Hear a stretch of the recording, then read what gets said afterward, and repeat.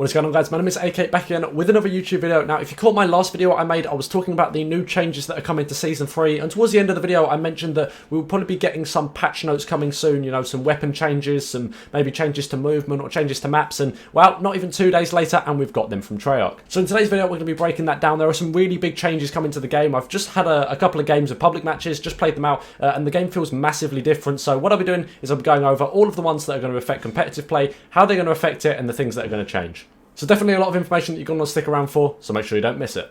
But lastly, if you do up enjoying today's video, be sure to drop a like, and let's get straight into it. So the first thing we're going over is some weapon changes. Now, the first big one that we're going to be talking about is changes to the Krig. Now, if you know, the Krig is the main AR in competitive play, and we've actually seen some more buffs after the previous season. We had some buffs to the gun, and we've now seen even more. The headshot multiplier has gone from 1.25 to 1.4. However, to counter this, the max damage has come down slightly from 35 to 33. Now, I've played a little bit with the Krig, and it certainly still feels nasty. I wouldn't say it feels overpowered, but then again, I have only played a couple of games, you know. Maybe as I get to use it more, maybe we'll start to see how good the gun really is now.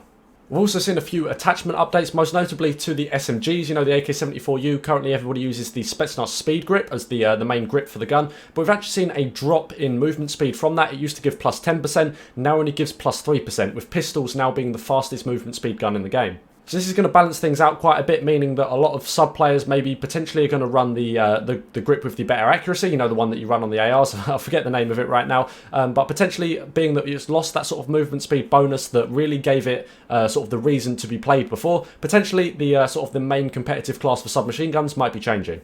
Now, especially if we've seen some buffs to the Krig and with the slower way that sort of the game feels now. I'll get onto some of the movement mechanics a little bit later, but we could potentially be seeing sort of the more standstill, the more pre-aim kind of SMG playstyle coming into play, and that would go in or sort of fit very well with the more accuracy grip as opposed to sort of the speed grip for the movement.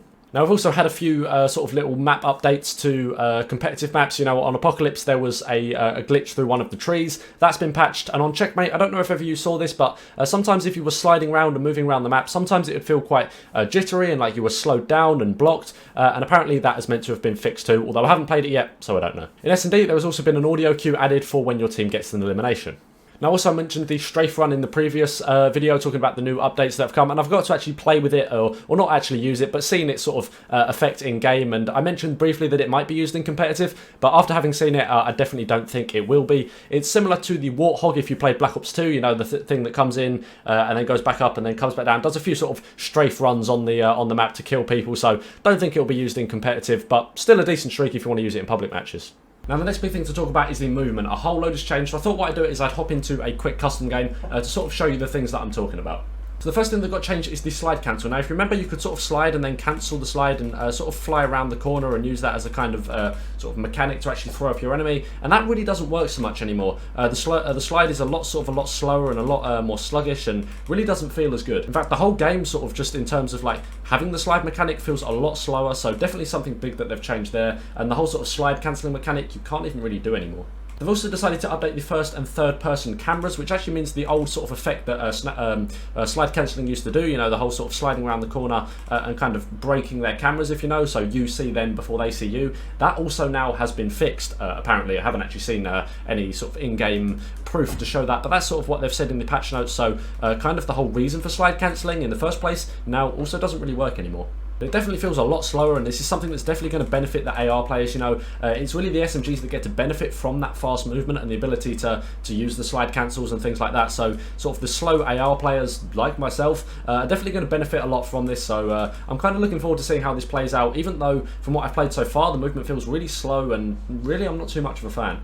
But it's probably a playstyle thing, you know. Once I adapt and actually get used to sort of using the new mechanics, I think I'll like it a lot more. Last but not least, I wanted to talk about, you know, the changes to snaking. So if you remember at the last season, they actually changed sort of the going prone and standing up speeds, as you can see what I'm doing here. And this is a mechanic known as snaking. It's kind of GA. People don't really like people using it in competitive, but it is something that people do for the same reason as the slide cancel, is that you can camera people. You know, you can see people from behind the objects a lot easier than they can see you. Now, in the last update, they actually reduced the speed at which you could do that, kind of taking not the snaking effect away. You could still snake, but just making the game, and in terms of sort of going prone and standing up, a lot slower. But now they've actually reverted that, so now it's quite a bit faster and it feels a lot more natural again, which I like to see. And hopefully if the sort of camera thing that they were talking about, you know, the third and first person sort of syncing them up a little bit more, hopefully the whole issue of snaking shouldn't be too much of a problem anymore, although I'm still yet to see actually how that plays out. There's also a few updates to League Play that I thought we should get into. The first one being there is now a combat record for League Play in the barracks. If you want to go check that out, you know, you can see your stats. I've got mine up on the screen here now, so if you want to sort of compare yourself to mine, this is me in Masters, so maybe compare them to mine, see how you sort of match up, and maybe that will help guide you on sort of maybe what you need to work on. I don't really know how the League Play algorithm works, but yeah, here's my stats. The thermal optic has also been taken away. You know, sometimes people would run smokes and then thermal into it, which is a very cheesy strategy, but the thermals have been taken away, so hopefully we won't be seeing many smokes anymore. They are GA'd in competitive, so people will only using them in League Play that sort of didn't follow the GAs. I never used them for that reason, so hopefully with thermals gone, people won't really use them very much. And lastly, I don't know if you saw, there was something that was sort of being trialled, or certainly was being suggested to be moved in. It got released early, I believe, and that was actual match cancellation. So if someone was to leave during the game, the match would get cancelled. Now, I think the way it was meant to work is it was meant to be in the first 30 seconds or so, so that the sort of the losing team, or sort of the team that lost the player, wouldn't have to play a 3v4 and lose those points, and instead could cancel it. A bit like if you've ever played League of Legends, you know, if one of your players disconnects at the start, you can all sort of forfeit the game and not actually lose, or sort of certainly not lose any points, sort of if that player doesn't load in.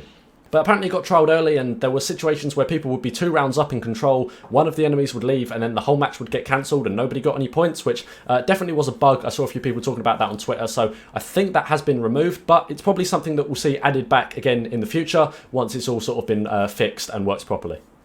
But that is about it for today's video. I really hope you guys have enjoyed. Be sure to drop a like, and also I want to say thank you. The support on the last 2 videos, you know, the how to improve your accuracy and the patch notes for Season 3, the support on them has been absolutely amazing. A ridiculous amount of views on them. I really appreciate it, so thank you guys. But thanks a lot for watching, and I'll see you in the next one. Have a good one.